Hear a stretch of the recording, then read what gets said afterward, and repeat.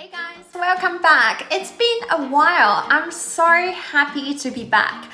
I took a much needed break from YouTube over the past 2.5 weeks because I simply didn't really have the creative and mental energy to do it.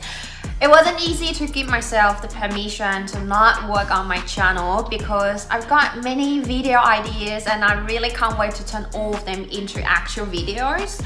But I'm just glad that I prioritize my mental well-being over productivity for once, and I got to spend more time with my friends and family and doing things that nourish my mind and body and soul. So anyways, recently I went out for brunch with this friend. That was before Melbourne went back into hard lockdown. So I didn't breach any law, if that's what you're thinking.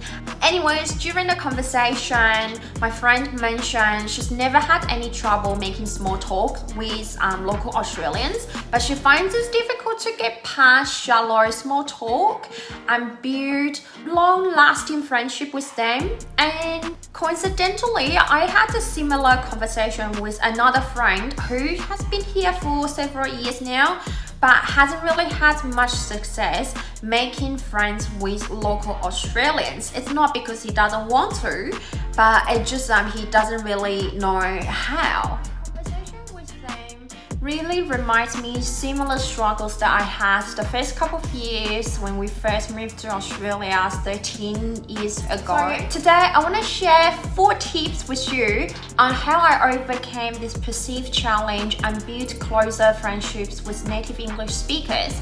As a matter of fact, pretty much all my close friends now are either native speakers or near native speakers like myself. I mean, it's not easy, but with a little bit of effort and the right approach and mindset, you could definitely build close friendships with local Australians or native speakers in general. So let's get started. Tip number 1, stop putting them on a pedestal. Just because English is their first language and your second or third or fourth language doesn't mean they are better than you in any way. I've seen a lot of people do this where they treat native speakers differently than non-native speakers, as if friendship with a native speaker values more. I mean, a friend is a friend regardless of their language status. If you can see the native speaker person in front of you as your equal, then you're more likely to feel relaxed and confident when you approach them. This is the most important thing, in my opinion.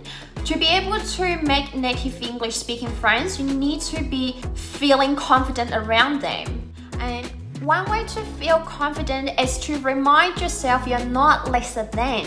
Yes, maybe you do need to keep improving your English to overcome the language barrier, but you're not inferior to them in any way just because English is not your first language. Focus on what you have in common rather than what makes you different from each other, which leads me to the second tip. Use your interests to connect. Whether you're into yoga, cooking, hiking, board games, photography, coffee, or anything else, no matter what you're into, this gives you something to talk about with people. So make sure you are doing what you like doing and use it to connect with people.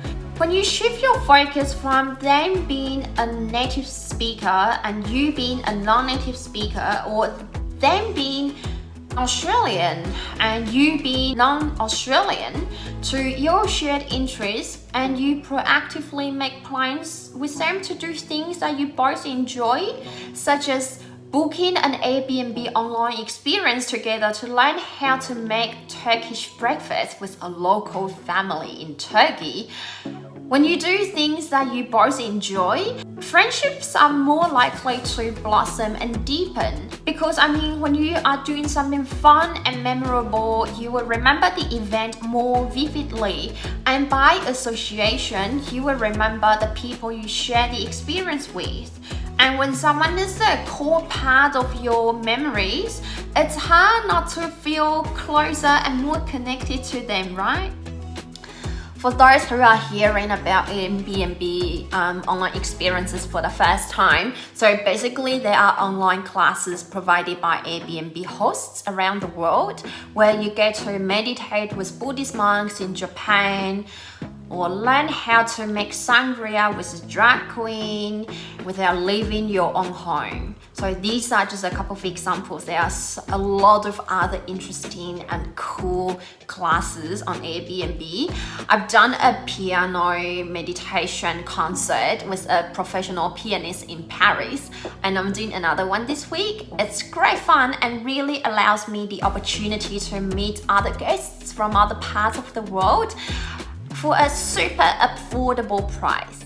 And tip number 3, stop treating them as language practice partners. This one might sound a bit harsh, but I've had friends who said to me in the past when they met new people who were non-native speakers, and they felt a bit used because the new people they met seemed to be more interested in practicing English with them rather than getting to know them as a person.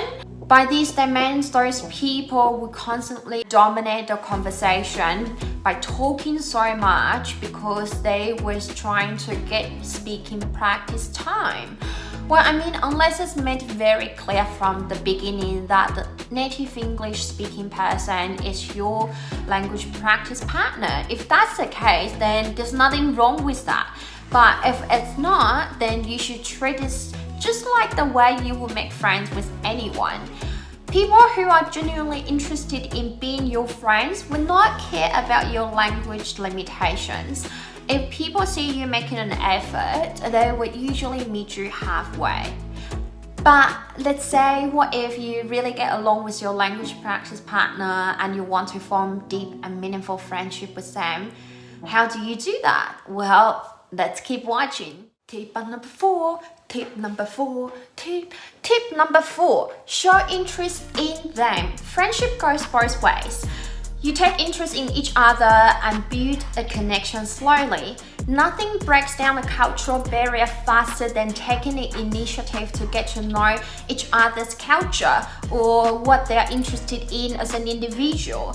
For example, let's say if you are an international student living in Australia, it wouldn't hurt to turn on the TV and watch some of the Australian shows that are on at the moment. Or if you're into sport, maybe watch Australian footy and pick a team to support. But if you don't find yourself enjoying Australian entertainment that much, then don't force yourself. Go back to tip number 2, where I show you how to use your interest to connect with other people.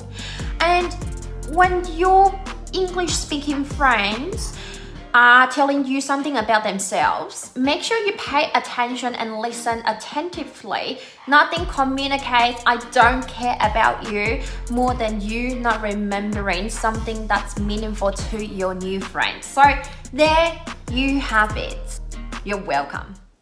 So if you've done everything mentioned above and you made an effort to get to know them as an individual and their culture, and you've seen them as your equal and more than just a language practice partner, but you still feel like you're not really clicking with them, then at least you can move on and say, I've tried with no regrets. Sometimes it's a matter of compatibility of interests and personality. I really hope you find today's video useful. Give those tips a try. I've had much success with those tips. And comment down below to let me know which ones you like the most and which ones you're excited to try the most.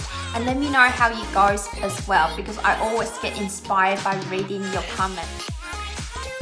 That's it for today. If you like today's video, you know what to do. Like, comment, subscribe if you haven't already. I really enjoyed talking to you guys on this topic today, and I'll see you next time. Bye!